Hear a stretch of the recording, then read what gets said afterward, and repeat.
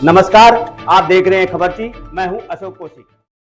अटेली विधानसभा से भाजपा प्रत्याशी आरती सिंह राव ने चुनाव प्रचार के अंतिम दिन विधानसभा क्षेत्र के गांव में कथा कनीना कस्बे में विभिन्न वार्डों में उपस्थित जन समुदाय को संबोधित करते हुए कहा कि 5 अक्टूबर को विधानसभा चुनाव के मतदान की तारीख है। मैं आपका आशीर्वाद लेने आई हूं। आप इस दिन कमल के निशान पर बटन दबाकर मुझे विजयी बनाएं। उन्होंने कहा कि अटेली ने मेरे दादा को मुख्यमंत्री पद तक पहुँचाया, मेरे पिता को विधायक बनाया। इसके बाद आपने जब महेंद्रगढ़ गुरुग्राम एक लोकसभा होता था, उस समय मेरे दादा राव वीरेंद्र सिंह व मेरे पिता राव इंद्रजीत सिंह को जिताकर लोकसभा में भेजा। आज आपकी बेटी आरती आपका आशीर्वाद लेने आई है। आपका उपकार हम भूल नहीं पाएंगे। हम यहाँ की जनता के ऋणी हैं। आज हम जो कुछ भी हैं आपकी वजह से हैं। उन्होंने कहा कि इतनी भीषण गर्मी और बाजरे की कटाई के बाद आप लोग मुझे सुनने के लिए और आशीर्वाद देने के लिए आ रहे हैं। आरती सिंह राव ने जनता को आश्वस्त करते हुए कहा कि मैं वादा करती हूं कि आने वाले सफर में मैं आपको साथ लेकर चलना चाहती हूं, क्योंकि मेरा राजनीतिक सफर लंबा है।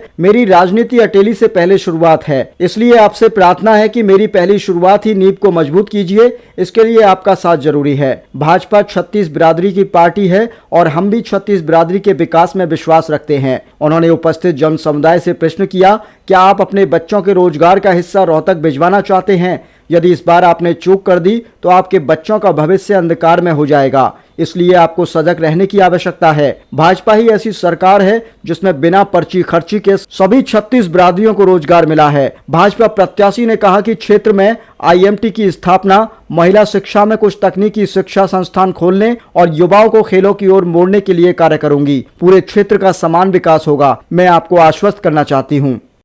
आपके बीच आई हूँ कैराना गांव में। हमारे साथ आए हैं सीताराम यादव जी, हमारे विधायक साहब, हमारे पंचायत समिति चेयरमैन जयप्रकाश जी, कंवर सिंह कलवाड़ी जी, हमारे भाई मोहित चौधरी जी, एडवोकेट हेमंत भारद्वाज जी, सुरेश जी मंडल अध्यक्ष, हरपाल जी, धर्मपाल जी, सुनीता जी, सतबीर सैलन जी, मामन जी, राहुल सरपंच जी और गांव कैराना की आई सरदारी, बुजुर्गों, माताओं, बहनों, युवा साथियों, राम राम जी।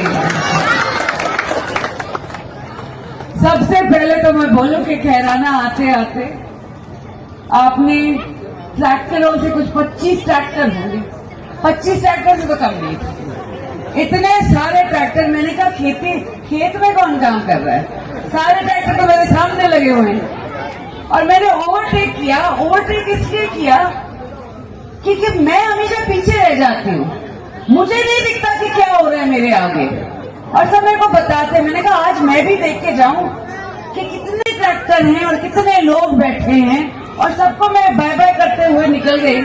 मगर आप सभी का बहुत बहुत शुक्रिया कि इतनी गर्मी में आज 40 डिग्री हो रहा है।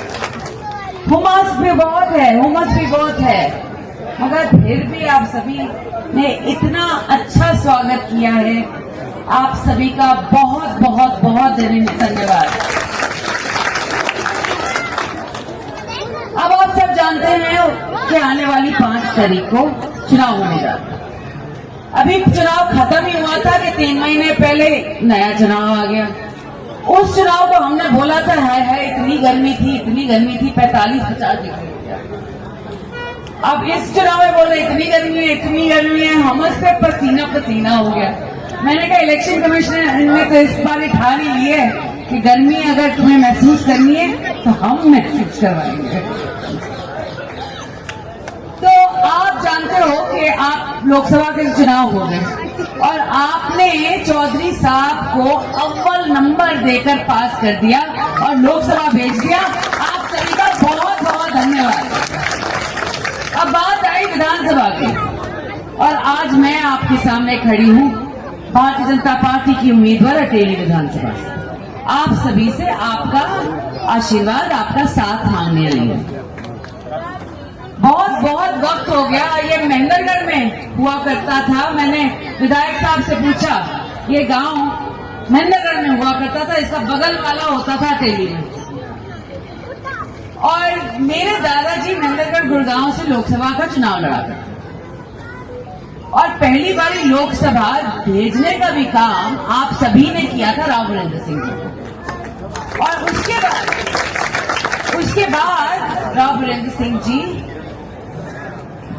भारत की सरकार में मंत्री बने और वो भी बड़े दर्जे वाले। ये आप कृषि मंत्री बने, बहुत ही बड़ी देन थी। ये सब आप सभी की वजह से हुआ। अब 99 और 2004 में राव इंद्रजीत सिंह जी मेरे पिताजी को आपने लोकसभा फिर से भेजा और 2004 में उनको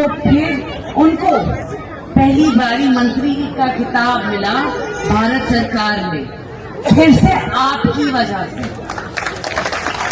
तो ये बात मैं भूली नहीं हूं और मैं ये इसलिए दोहरा रही हूं, ये नहीं कि देखो आपने मेरे लिए क्या किया है, ये बता रही हूं। मैं बोली मैं आपकी ऋणी हूं, आपने इतना सारा दिया है मेरे परिवार को। और जब मुझसे पूछे हैं सब कि अकेली क्यों, अकेली क्यों, अकेली क्यों, तो मैं तो बोलूं कि अकेली ही क्यों, क्योंकि हमेशा देने का काम किया है, मांगने का काम नहीं। और अगर 2009 के परिसीमन के बाद भी आप वोट नहीं कर पाए, फिर भी जब भी बोलूं कि अकेली ही क्यों, क्योंकि हमेशा देने का काम किया है, मांगने का काम नहीं। और अगर 2009 के परिसीमन के बाद भी आप वोट नहीं कर पाए, फिर भी जब भी राव साहब ने आपको बुलावा दिया, आप सब चले आए। आप सभी का बहुत बहुत शुक्रिया। अब रही बात मेरी, मैं आई, सब बोलने लगे छोरी दिल्ली की है, बीच में नहीं मिलेगी। मैं टिकट का इंतजार क्यों कर, मैं तो घर बैठी आराम से बैठी। मैंने लोगों के बीच में काम किया है, उनके दिलों में जगह बनाई है 10 साल से, बिना पद के, बिना टिकट के। और आज के दिन टिकट लेकर मैं कहीं नहीं जाने वाली। और मैं आप सभी को वादा करने आई हूं कि आप सभी के बीच रहूंगी, आपका साथ दूंगी सुख दुख में।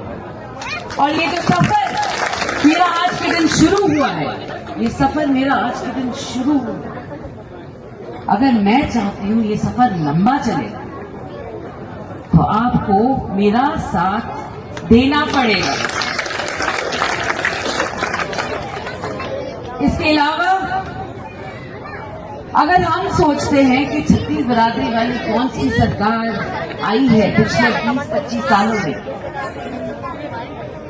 तो वो एक ही सरकार है, वो भारतीय जनता पार्टी की, जिन्हें बिना पर्ची बिना खर्ची नौकरियां दी। 10 साल पहले याद है क्या होता था? 10 साल पहले हमारे छोरों को नौकरियां नहीं मिलती, नौकरियां मिलती थी रोहतक के छोरों को। और यहाँ भी हमारे गांव में आ जाते थे 8-8, 7-7 लड़के छोरे रोहतक के, नलके चलाने के लिए, बस चलाने के लिए, सारे रोहतक के छोरे। और हम बोलते थे हमने क्या कर दिया, हमने रोहतक में सरकार क्यों बना, रोते थे हम उस वक्त।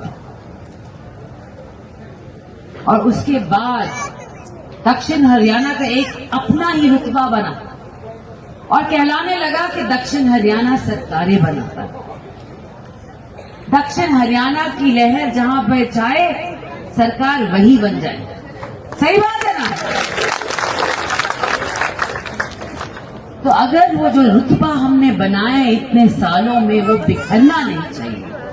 हम सभी को ठान लेनी है कि छत्तीस बिरादरी वाली बस एक सरकार बनेगी, और वो है भारतीय जनता पार्टी की सरकार, जो सभी जातियों को साथ लेके चलेगी, एक ही जाति को नहीं। तो आज मेरी आप सभी से इंतजा है आज के दिन कि अगर हम चाहते हैं कि हमारे छोरों को काम मिले, जैसे बिना पर्ची के बिना खर्ची के मिलते आए, हमारे नहरों में पानी मिले, हमारे बाजरे का दाम और बढ़े, हमारे पास बड़े बड़े एम्स जैसे अस्पताल आए। तो आप सभी से यही इंतजार है, 5 तारीख को कमल के फूल का बटन दबाएं। तो 5 तारीख को कमल के फूल का बटन दबाना है, भाजपा की सरकार लानी है और आरती को विजयी बनाना है। धन्यवाद आप सभी का।